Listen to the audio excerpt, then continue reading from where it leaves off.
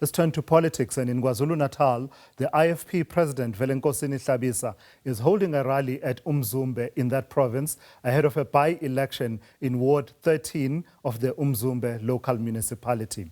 The ward became vacant after the IFP councillor in the area resigned and joined the MK party. The ward is expected to be highly contested between the IFP and ANC, as well as the MK party, of course.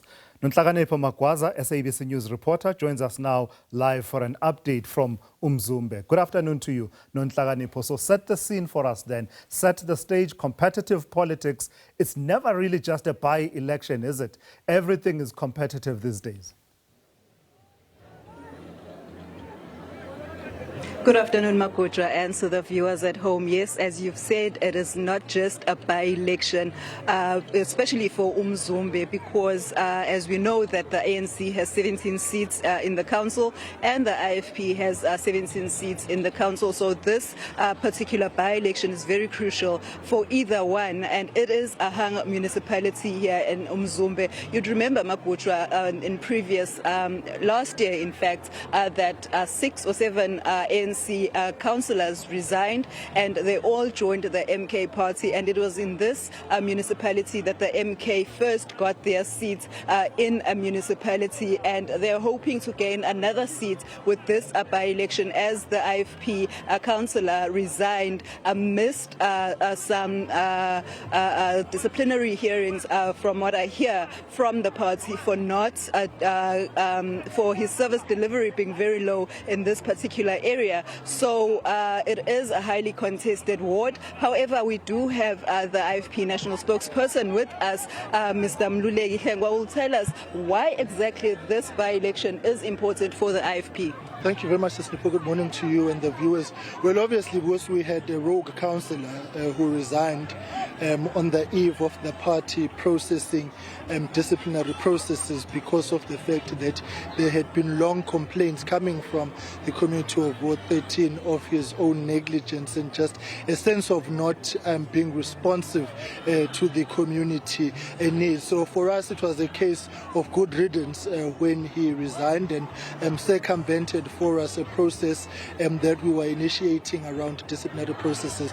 Well, that is water under the bridge. Birds of a feather flock together. He is right exactly where he belongs and where he went and joined. Our primary focus now remains ensuring that the people of Ward 13 Umzumbe receive services, and it is now our responsibility to campaign. We've run a good campaign here in Umzumbe. We are very solid on the ground in terms of branches, in terms of community engagement. But the second area of importance around this by-election is that as of the 1st of January, the IFP is officially in 2026 local government election mode. And so all the activities we are doing now are to recalibrate our election machinery, to ensure that we're election ready. These by-elections that we are having now are a strain test in terms of our election readiness and election machinery. So we have expanded the scope of our focus just beyond what we'd ordinarily be doing for the by-election. I was about to ask you with regards to the local government elections, as we all know that there is a couple of by-elections that are coming up as well around the province, whether or not these by-elections will probably give the party a sense of how they'll do in the local government elections. Absolutely. We are in full election mode. Deployed leaders are throughout the province. Above and beyond being national spokesperson, Umzumbe is my constituency of deployment, and so I'm pretty certain that the reports will be due from us, the deployed leaders, throughout the province to the province and to the national structure in preparation for the local government elections. We'll be moving to Mabakulusu and Nongoma in the coming weeks because there's 4 by-elections in that part of the province, and so for the IFP, 2026 is the year of the local government elections. councillors are going to be expected to account for the work that they've done before we even engage in candidate selection.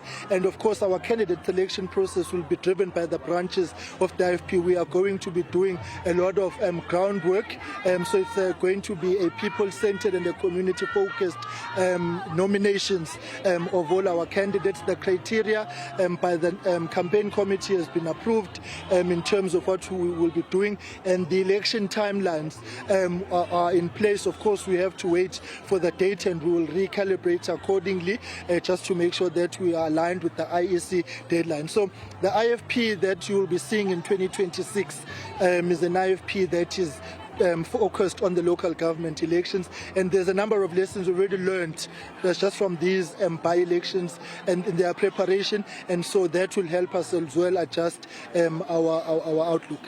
Coming back to Umzumbe, I know that with the previous by-elections you won 3 seats in the council, and that brought you up to par with the ANC. Now with this by-election, obviously it's very crucial for you as the IFP. Why should people continue to vote for you after what you said that the previous councillor did not do well in service delivery? Well, the main thing about the IFP is the ability to effect consequence management. When we receive the reports, we begin a process about a councillor and we take decisions. And so this one ran away because he knew that the outcome would not be favorable. So he tried to create a big hoo-ha, which was a damn squib as far as we are concerned. Our way is very unhappy in his new party, and he's been sort of cajoling elements of us to forgive him. We certainly at this point as the IFP are focused on ensuring that we work on the by-election. Secondly, we've engaged extensively with the committee of what they did to understand even better what had been reported to us and the consequence management we were intending on applying, and the recourse that we will be doing. And that is why, amongst others, we working here, the community decided on a seasoned councillor, Mumamo Shozi, who is currently a PR councillor. Part of the lot of work that was done in this ward, where she also comes from, was the fact that when this problems began of this negligent and irresponsible councillor, and she plugged in to make sure that we close the gap. And so it is going to be an easy element of continuity on the work that she had done, and we believe that she is equal to the task. The community and our branches in Northern are very happy about her, and so we have been able to engage to say we were acting on this one, but as you know, if you can't handle the heat, you get out the kitchen, and that's what we are encouraging. Councillors should do communities a favor. If they're no longer equal to the task, either leave, and for political parties to actually take disciplinary processes. I think that's the difference in the IFP. When councillors don't behave, they don't do what they're expected to do, they go. Thank you so much. Thank you very much. That was IFP National Spokesperson Mr. Hlengwa saying that they are ready for this by-election, and of course they are in a local government mode, and these by-elections will be a sense of how the party will do in the upcoming local government elections. Back to you in studio, SABC. All right, Nonhlakanipho, thank you for that. Nonhlakanipho Magwaza there for us out in Umzumbe in conversation with the IFP spokesperson Mkhuleko Hlengwa. No shortage of colorful language, animated with colorful language, the way that politicians do in describing the erstwhile former councillor of the IFP in that area. So IFP confirming they are in full election mode, and we will watch those by-elections and others in the coming weeks very closely.